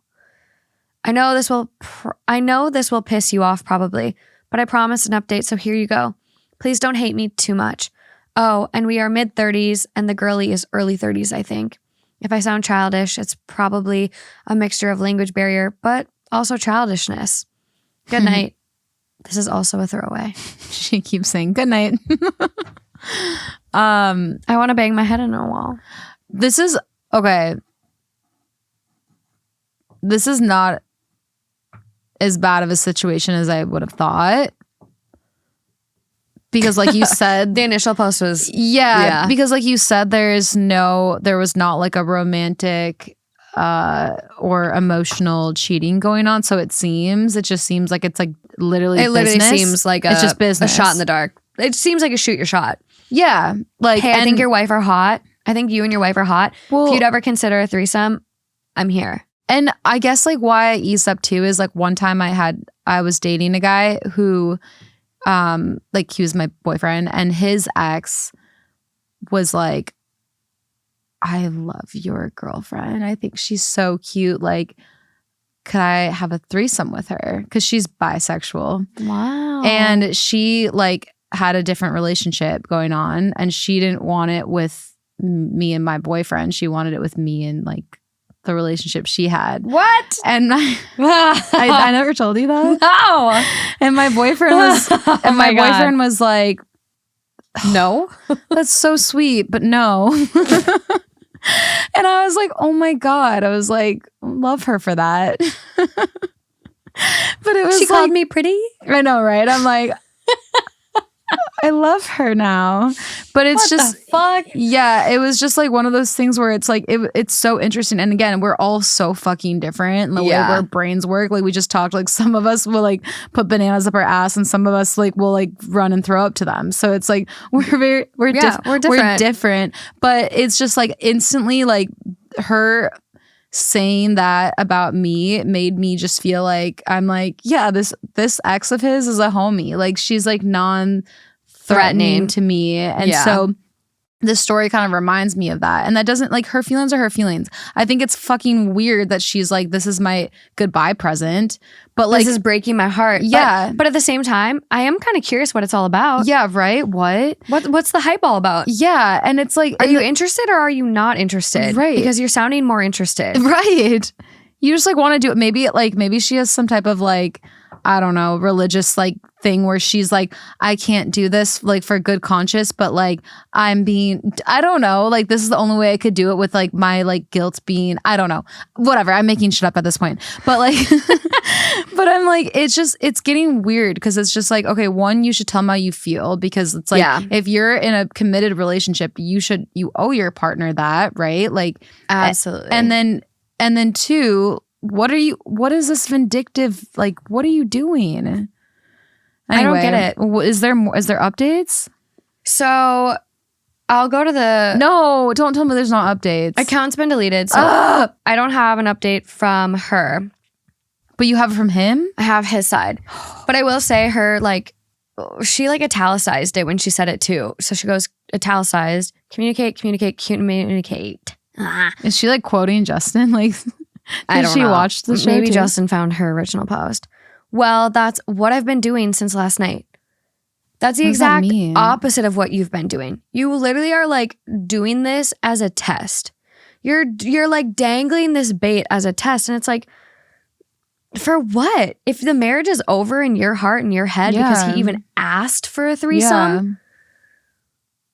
What? And so it's like, I've been telling him how I feel, but apparently not good enough. You've been communicating that you want this threesome, so much so that you're setting it up. How are you communicating how you feel and your wants and your needs? Yeah. I'm really mind fucked with how she thinks she's communicating. Oh no. Okay. Top comment. Stupid games end in stupid prizes. And OP responds, what does that mean? Hey Siri, what does stupid games end in stupid prizes mean? You don't get it? Okay, I found this on the web for what does stupid games end in stupid prizes mean? Check it out. Yes. If one makes poor decisions, one should expect negative consequences. Most often in response to violent or humiliating outcomes of poor decisions. See also, fuck around and find out. Exactly. Okay. So his post is titled, My male 35, wife, female 37, told me this morning that she wants a divorce after yesterday's three-way. My wife and I had a three-way yesterday with a woman that I know. It was terrible, to tell you the truth. My wife was so awkward and she refused to take off her nightgown, amongst other things. She never looked at me once and refused to let me touch or kiss her. The girl, female 29, we had was more relaxed and she tried to make my wife get comfortable. My wife was more receptive to her advances than to me. She just shut me out completely. I only thought it was because it was my wife's first time and that she was awkward. She is a very shy person. Anyways, halfway she just took a more passive role and even didn't let the girl touch her. This morning, she told me that the marriage was over and that she wanted a divorce. I asked her if it was because of yesterday, and she said yes. I asked her why she didn't tell me that she didn't want a three-way, if she hated it so much, and that it's ending our marriage. She said our marriage ended the day I suggested the three-way, and that she just wanted to see if it was worth breaking her heart, and said I hope it was worth it. Of course it wasn't worth it. I would have forgot all about it had she said she didn't want it. She did say that she wasn't into having other people when I first suggested it, and I respected that, but then she changed her mind and agreed. My wife and my family are way more important to me than any three-way. If she didn't want it, I would have never brought it up again. I feel played. What do you fucking say to a woman like that? I fucking love her and I don't want to live without her, but she has asked me to move out tomorrow. P.S. Thank you for sending me my wife's post. One reads, the moment my husband suggested an FMF, the marriage was over in my heart. Am I overreacting? The other one reads, blank. I don't know how to include the post, but I have read them. I and I alone have ruined my life. I broke my wife's heart. edit to add, look, I know I'm 100% wrong here and that I fucked up completely and ruined my life and broke my girl's heart. But what she did is so fucked up. It's just so fucked up that she never once communicated how she felt to me, her husband. I asked her once and she decided to divorce me then and there. And she pretended everything was cool between us. If she, and this is like all caps, bold, if she had told me that a threesome is a deal breaker, I would never have asked her again. I repeat, if she had told me that a threesome is a deal breaker, I would never have asked her again. Yeah. If she told me how that broke her heart, I would have done anything to try and mend it. But she was just so calm and collected about it. None of you live with us to see my point of view. No one can see how fucked up this is. I know I should have been more attentive during the three-way. I wasn't, and I regret it bitterly. It's my first, and I got it confused because she was the one who brought up the subject again after telling me no, and I forgot about it. But according to her, she was already set on divorce, so there was nothing I could have done during the three-way to change her mind. She has thrown away her marriage because of a stupid, stupid request that I didn't follow up on, but she did. Damn. Also, I don't know, like, she wasn't really into him touching or kissing her before the threesome, so I don't think if he would have paid more attention to her, it would have mattered. No, not at all. She already made up her mind.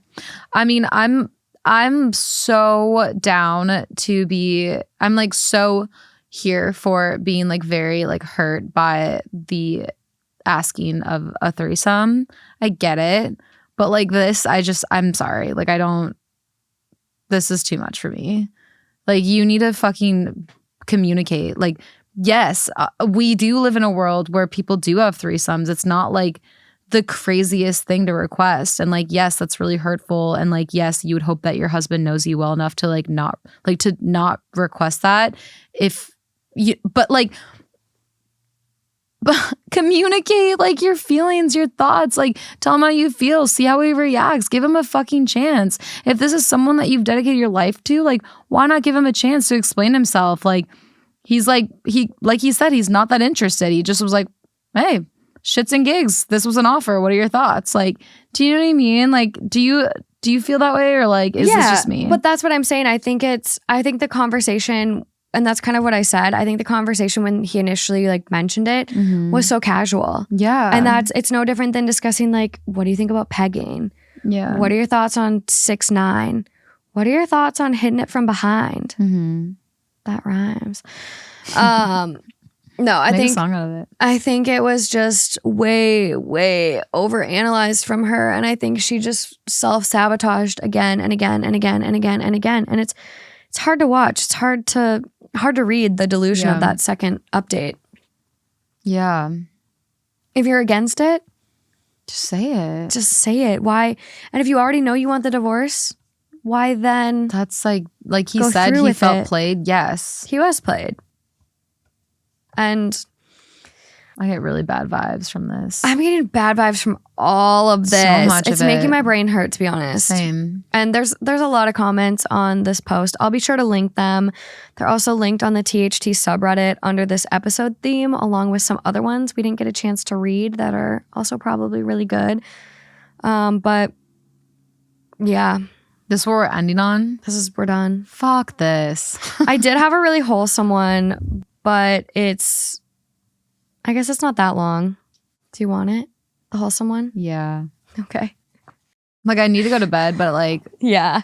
So it is titled, I, 29 female, keep finding long hairs in my bathroom, which is strange because my husband, 32 male, is bald and I have a short pixie crop hairstyle. She said wholesome. I know, I prefaced it well. This started a few weeks ago. While cleaning the bathroom, I found a number of long hair strands over my bathroom wall by the shower. This struck me as very odd because not only does my husband not have hair, I also wear a very cropped, short hairstyle. So it's impossible for the strands I found to belong to either me or my husband. Confused, I washed them away but couldn't stop thinking about it. I decided not to mention it, but kept looking out for them. There seems to be a pattern that there's hairs appearing when I'm either at work or out for a longer time period. I feel like I'm going crazy, and I feel like I shouldn't just immediately go to my husband cheating on me with a longer-haired woman. I asked my husband about it, And he just shrugged, which makes me more paranoid, as surely this is something that's strange, so why is he so blasé about it? I'm starting to think he's playing it down to stop me from finding out the truth. It happened again 2 days ago, and I asked my husband again. He dismissed it, but this time admitted it's strange, but told me the only explanation is that they must be my hairs. They are not, and after saying so, now he'll just ignore me if I bring it up. I don't want to assume my husband is cheating on me and accuse him of such over something so ridiculous, but I'm driving myself into the ground, trying to work out how the hairs have gotten there without my husband dismissing it as nothing. During lockdown, we haven't had any visitors that I know of, so can rule out his sister. That was the post. Shut up. There's an update. Yeah. It's like, I would have a reaction, but I don't because I know it's a wholesome post. So I'm like, what is he doing? Is he like braiding his pubes? Like, I'm confused. Yeah. A lot of comments on the original. Do you do your laundry at a public laundromat or share washers and dryers with anyone? Or is there anyone you've been in contact with during this time that has long hair? While unlikely, it may explain finding hairs once or twice, but if it's recurring, especially in the shower, I don't think you are unreasonable to be suspicious. Yeah. Someone goes, could it be a wig? Could your husband be into, they use the word cross-dressing, but I believe that is an inappropriate term these days. It's weird. She finds them on the shower wall, blah, blah, blah. So a lot of comments. Update. I ultimately decided against getting a secret camera set up because ironically enough, I didn't want to betray my partner's trust. Though part of me wanted to get one to squash any worries of someone living in my walls, as per the comments. I did, though, plan to leave work early, which is something I've never done before. My boss allowed me to leave after a half day. Upon returning home, nothing seemed amiss. I was expecting another car on the drive or parked outside on the street. There was no other car I didn't recognize. Quietly letting myself in, I was immediately confused. In the hallway, there was a pair of shoes I didn't recognize. And a pony. And not only that, they looked like men's shoes. Standing in the hallway, trying to work out what to do, if I should sneak around or make my presence known, before I could decide, my husband walked out of the kitchen with 2 cups of tea. By my husband's face, it was obvious he was surprised to see me. It was the tea guy from earlier. Same story. Playing along with naivety, I asked my husband how he could have known I was coming home early to make me tea. Expecting my husband to lie, he surprised me by sitting me down and explaining everything. Tea? What tea guy? What do you mean? The tea guy from the story who was like not wanting to share his tea. Now he's sharing his tea. Oh, yeah. That one might go to Patreon. Okay. At the beginning of lockdown, his friend, someone I'm not all the close with because only met once, was evicted, lost his job, and had been couch surfing. So for some days over the past couple of weeks, this guy has been traveling to our house and with the acceptance of my husband, using our bathroom to freshen up to attend interviews. He was also borrowing shirts and suits from my husband. As it turns out, my husband's friend has long hair and a beard. So it turns out my husband isn't cheating on me, but was hiding the fact his long-haired friend was coming over to use our shower. After his shower, I ended up meeting Dave, and he turned out to be a very nice bloke, just down on his luck. I wished him the best for his socially distanced interview, and he went on his way. Why didn't he tell her? I asked my husband why he didn't just tell me, as I wouldn't have had a problem with it. Turns out he was worried about my reaction and me not liking his friend or approving of the situation. He also told me Dave was very embarrassed about the whole situation and didn't want people to know what he was having to do. I told my husband I was starting to believe he was cheating, and he was shocked, having not even considered those implications while attempting to cover for his friend. I told him this whole thing was ridiculous and even suggested his friend live with us until he's back on his feet. Funnily enough, my worst case scenario, which was mentioned in the replies, was either a homeless man or woman living in my walls and sneakily using the shower. And though this seems to be half the case, I'm glad it wasn't a stranger, as such that wasn't unwelcome and someone that wasn't living in my walls. I don't like that he kind of gaslit her about it. Like being like, I don't know what you're talking about. Long hairs, they must be yours. I'm like, now that we're on the topic of other side of the story, I'm like, what if he told his friend with long hair to come in to cover for him so the wife would get off his back with his affair? Or what if the two of them were still having an affair and he lied about him doing interviews? We will never know. The account is now deleted. But there's like, that was kind of a two sides, even though they're both coming from her. It was kind of like, yeah, no. And it was a happy ending. That was definitely wholesome. Great friend. It was good. It was good. Great friend. It was good. Time for bed. Time for bed. It is for bed. way too late. Way too late. Thanks for tuning in, guys. Thanks for being here, Lauren, for this emergency session. Thank you for having me. Thank you for all of these updates that you all shared with me on the THT subreddit. Be sure to tune in for Spotify Live. The episode tonight was absolutely fucking bonkers. And I share a personal story that happened to me in Iceland that was extremely traumatic. I want to tune in. It's really good. Can I re-listen, or is it only? Yes, you can re-listen. If you're unable to join live on Tuesdays, 7 p.m.